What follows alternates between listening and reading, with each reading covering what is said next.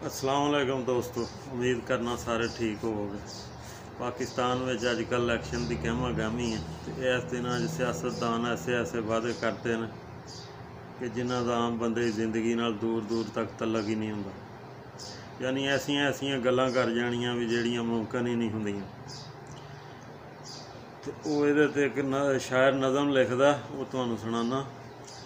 लिखदा कि रावी विचों वगियां तीन नहरां, रावी विचों वगियां तीन नहरां, दो सुक्कियां ते एक वगई ना। वो जिहड़ी वगई ना उहदे विच नहाण आए तीन बरमन, यानी हिंदू। वो जिहड़ी वगई ना उहदे विच नहाण आए तीन बरमन, दो डुब गए ते एक लभे ही ना। वो जिहड़ा लभे ही ना उहनूं लभियां तीन गावां, वो जिहड़ा लभे ही ना उहनूं लभियां तीन गावां, दो फंडरां ते एक सूए ही ना। वो जिहड़ी सूए ही ना उहने दिते तीन वच्छे, दो लंगड़े ते एक टुरे ही ना। वो जिहड़ा टुरे ही ना उहदी कीमत 3 रुपये, दो खोटे ते एक चले ही ना। वो जिहड़ा चले ही ना उहनूं वेखण आए तीन सुनियारे, दो अन्ने ते एक नूं दिसे ही ना।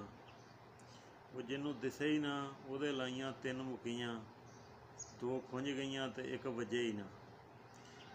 ते मेरे चैनल नूं सबसक्राइब ते फॉलो कर दिया जी।